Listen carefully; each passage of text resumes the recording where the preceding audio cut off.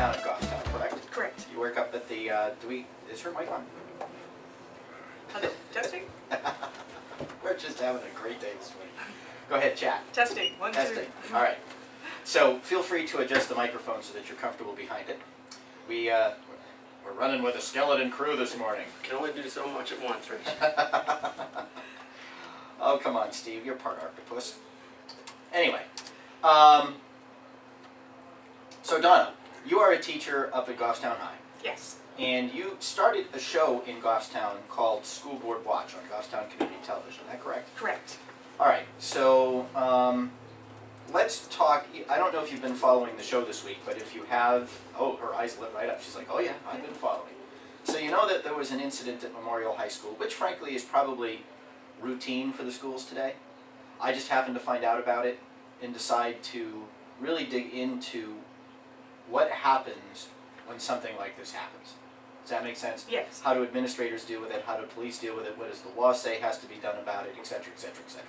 Even get a few politicians to talk about it. Tell us why, first of all, is what happened at Memorial last week an unusual thing in terms of students attacking students? You see that at Goffstown High School. You're aware of it in other places? At Goffstown High School, I'll be honest with you, we don't really have much of a problem with violence, whether it's student on student or student on teacher. We have a great dean of students.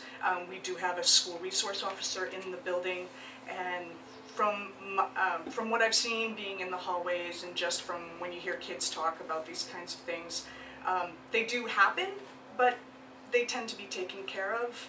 And again, you know, there's the confidentiality issues where the public never really finds out how it's taken care of, but the staff there has always been, in my opinion, extremely professional in dealing with these things. Now, I have heard teachers and staff complain at the middle school, and again, there's the confidentiality issues with students, and especially if a student is a special education student, but there have been staff that have been attacked, and a couple of years ago, a teacher actually went and filed a report with the police department herself because she was threatened by a student, and the administration, in her opinion, wasn't doing anything about it. In fact, they didn't even inform her that the student had, out of her hearing, threatened her. Mm-hmm. Okay.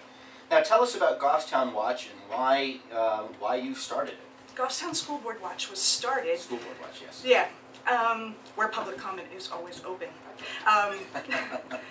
Because I began as a teacher, first of all, I live in Goffstown. I've lived in Goffstown all my life, and I'm a Goffstown High School graduate. I won't tell you what year.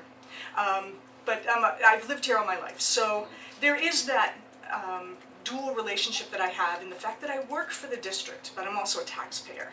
And so my antenna went up because I took a graduate course called School Law, which was mandatory for a master's degree in education. And the professor was a retired superintendent. And in the midst of that course, he said, if you think that superintendents don't meet at a local coffee shop and discuss how they have their school board in their pocket, think again. And so that made me aware of the fact that, oh, well, you know, unless school board members are really aware of what the superintendent is doing or not doing, they pretty much have a kingdom. And there's no checks and balances. So you have to really, as a citizen, depend on the fact that your school board members are asking the right questions and are checking whether or not their policies are being enforced, what the administration is doing, and whether or not the superintendent is evaluating administrators properly. And how do you do that if a case could come before you where you have to be objective and not know anything about it? So there tends to be, and I know you had Superintendent Brennan here earlier, so there tends to be a lot of discretion and authority and power entrusted to a superintendent with no oversight. Or you might have only the chairman of the school board or vice chair in constant communication regarding everything that happens in a district. So then you have a problem. If the chairman of the school board becomes friends with the superintendent, there's no professional distance. Then there's no professional distance and there's no objectivity in the evaluation of that superintendent. And so all kinds of things can then happen within a school district and no one in the public gets to know, and even fellow school board members aren't reported to as to what is happening, because it all is kept between the chair, the vice chair, and the superintendent, who are all very friendly. So, not this current superintendent that we have, but I sat in on a meeting. A new paradigm was thrown out to teachers at the middle school that did not go over well. It was not well managed. Teachers had all kinds of questions. The thing fell on its face, of course, because it wasn't well planned, and of course the teachers were blamed. They didn't like change, they were fighting the change, so they started having meetings with the staff about how, why did it fail, how can we change it, how can we implement it and make it successful. And the superintendent came to the meeting, and I was there, and he said, sometimes you gotta throw things out there and see where they land. To which I said, didn't land well. Here's the thing, if the superintendent or an administrator doesn't do the heavy work, the heavy thinking, and that means it's a lot of work. You have to know the jobs of your teachers, you have to know the jobs of your staff, and when you throw a new paradigm out there, you have to know how it's going to affect them, and automatically know what questions or objections they're going to have to the new implementation. That's a lot of work, it's a lot of heavy thinking. You don't throw it out there, you get buy-in. And you say, I know this is going to affect you in this way, but here's what I think the solution could be, and you sell it. If you don't sell it, it falls flat on its face. And then you start pointing fingers and saying, well, the teachers or the staff. Well, no. You get paid 3 figures, and with all of your benefits, it's really up there. You didn't do your job. And how does the school board ever find out? The superintendent's not going to report on himself saying, gee, I made a mistake, I threw that out there and it landed flat on its face and it wasn't successful. And oh, by the way, those teachers, they're just so set in their ways. We shouldn't have the young teachers talk to the older teachers because they're just so negative. That's what happens. So you end up with the blame game, and as you know, in society today, teachers get slammed for absolutely everything. They don't get to pick their curriculum, they have to deal with every single kind of student that comes through the door, and they have to meet every single need. But no one evaluates the administrators, who should, in my opinion, be servant leaders and be making their job as easy as possible so that they can serve their students. In my opinion, that's the way it should work. Some administrators think they're the ones that should be served, and they run the schools like a kingdom, or a new word I've coined, a jerkdom, and unions can't grieve being a jerk. It's not in the contract. So you can't grieve those things. So then teachers go to the human resource officer or the superintendent to complain, and they sit there and they listen, but because they support what's going on, they do nothing. And then the school board doesn't hear about it. And recently in our district, because in November of 2008, in a non-public session, I actually brought some concerns in a non-public session to the school board, and they did nothing about it. So we need more involvement even from school board members. So Goffstown School Board Watch was started because they closed public comment, because I started going to all the school board meetings. So they used to have public comment at the beginning and at the end, and I would make public comment on both, depending on what was happening in the meeting. And then they closed it to just in the beginning, so that I couldn't make comment at the end about what had happened at that meeting. And then they changed the policy so that you couldn't call out any employees in the district by name. So where state law says that public employees can criticize fully the job performance of their superiors, but our school board decided to make a policy and vote on it that eliminated being able to do that. So I started Goffstown School Board Watch. And I had no intention of doing that. Freedom of speech is a pesky thing. So it's a new hobby. I'm having a great time with it. Now, what was the rationale for banning the mention of administrators or superiors or anybody? Or anybody in the district. So you're not. The new policy is written so that you can't criticize. Well, why did they do that? Well, because I was criticizing by name people's job performance. Now, I don't attack anybody personally. You know, if I don't attack the way you look, or I attack ideas. Meet me on the battlefield of ideas. So one of the things I brought to the school board was, why don't you have a teacher on the board from every school? So now you have access. So if you hear something going on in the school, you have a teacher sitting right there on your board as a non-voting representative that you can ask. So that you don't have, people have jobs, school board members have jobs, and they don't necessarily have the time to be able to go and visit the schools, or be in the school. So why not have access to, gee, I've been hearing this in town, that you can ask the teacher rep. Now, whether or not the school board members access those teacher reps to their full ability. You know, I'm not hearing great things from the teacher reps. They kind of report out on all the good things that are happening at the school, but I would like to see them utilized by school board members of, is this true? Sometimes they are, sometimes they're not. I brought to the school board an evaluation form and said, anonymously, give this to staff and let them evaluate the job performance of their superiors. And let those be sent to you. You know, kind of like in college, you take a course. At the end of the course, you evaluate the professor, gets stuck in an envelope, that envelope goes straight to the office so that the professor doesn't see it. So you can give feedback on where your money is being spent, whether it was worth it or not.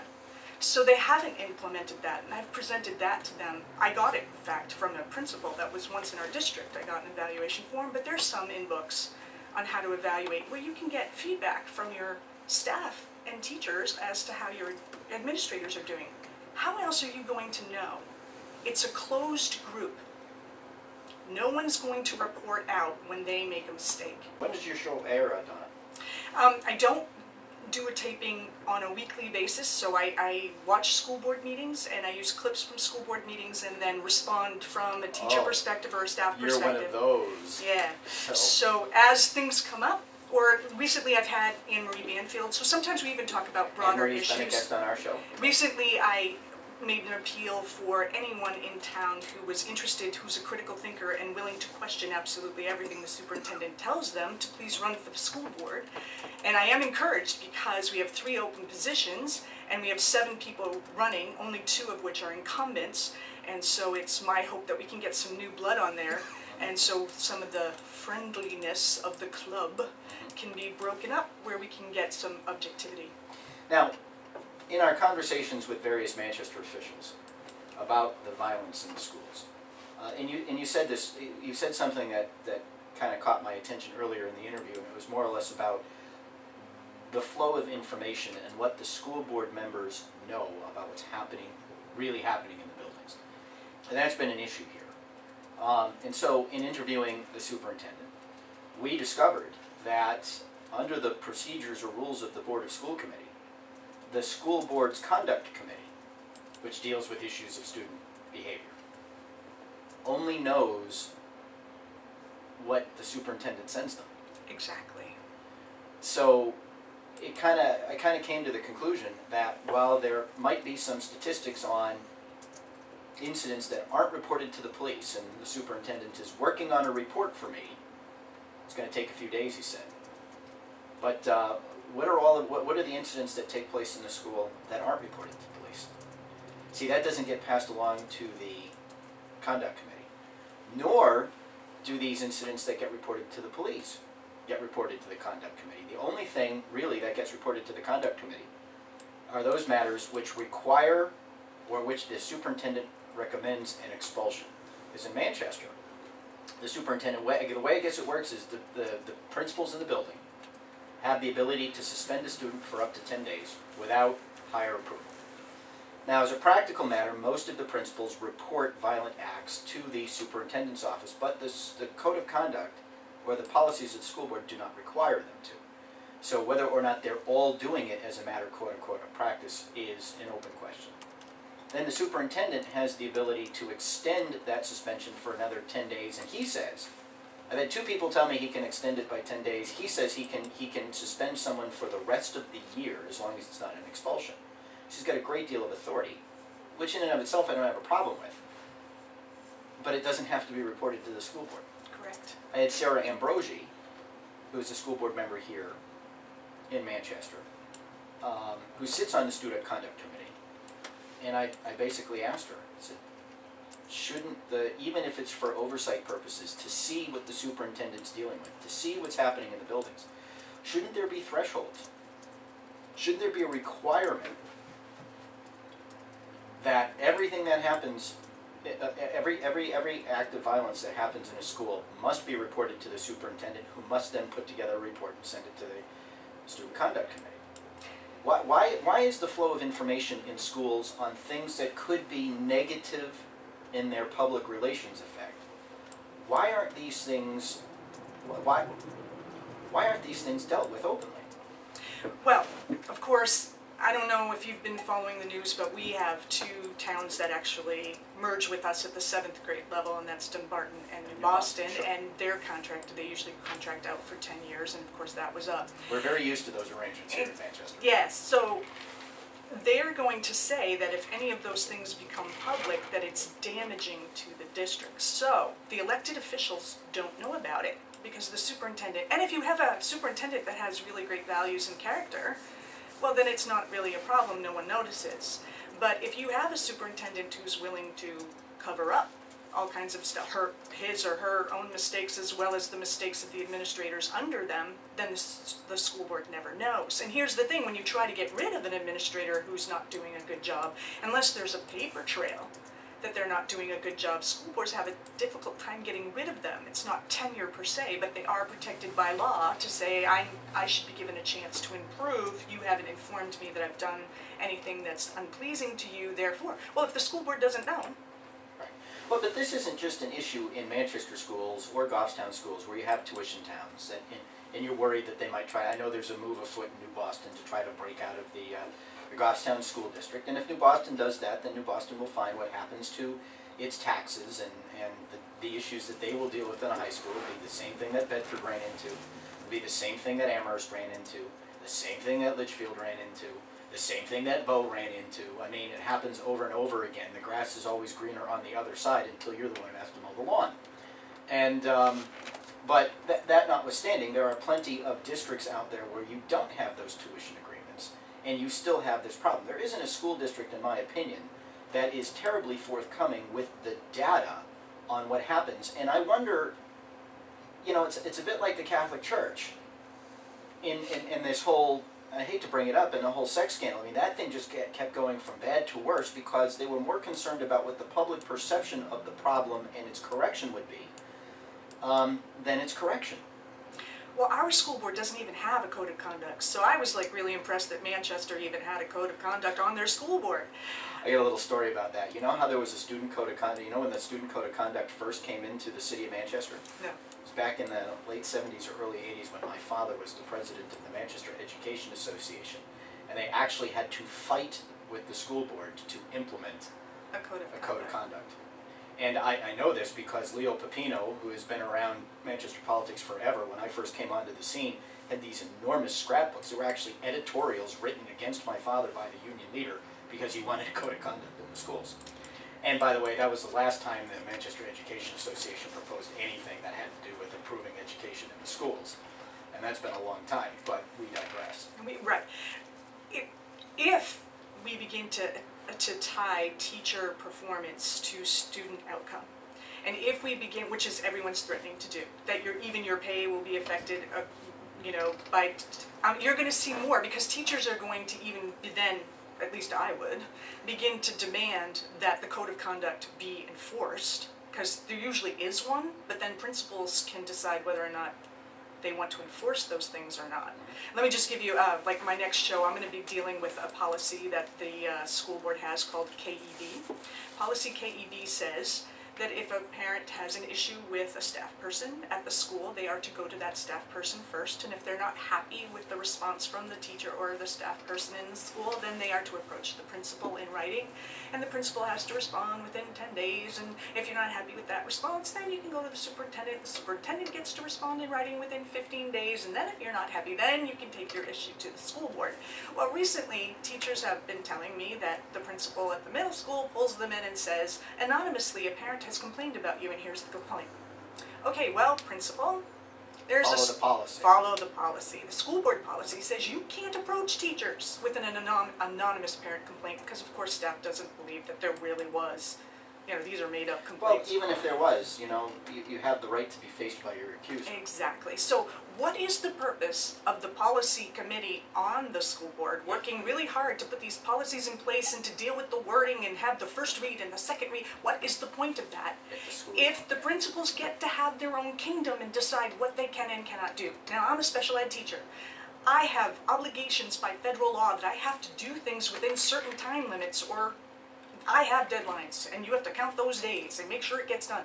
Well, it's not very comfortable, so can I say, well, I don't like that part of my job, so I think I'm not going to bother with that? No. Is it maybe your premise? Because this is what I'm thinking about. That, you know, the administrators, whether they're at the building level or the administration level, the central level, sort of handle things in such a.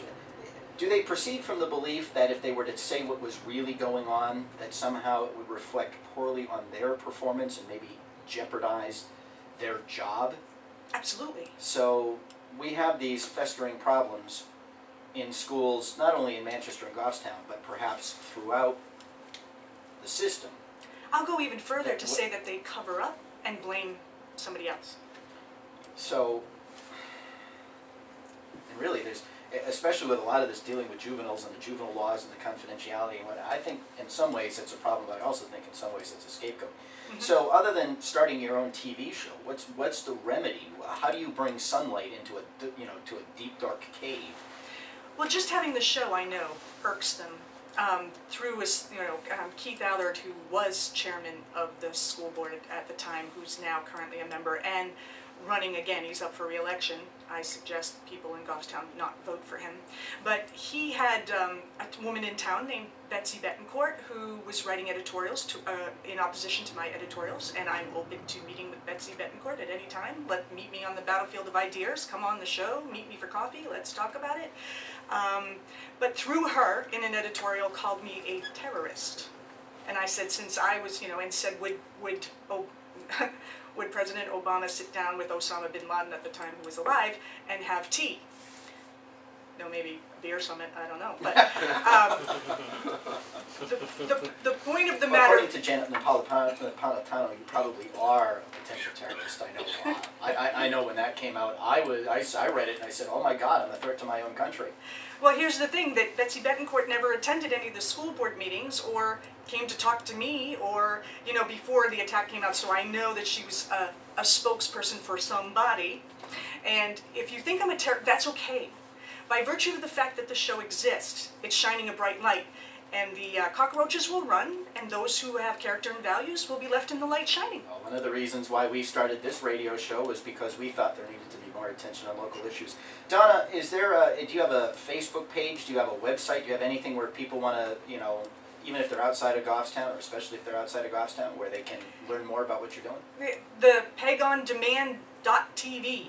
pegondemand.tv. Donna Pinard, thank you for coming to share your efforts to bring sunlight to the schools in Goffstown. I appreciate your working with us on the schedule too, and I think this worked out as I had hoped, as it shows that there are systemic issues in our schools, that there isn't a particular problem in Manchester, that it's a problem everywhere, and how we dealt with it is important. After the top of the hour, oh, do I have a rant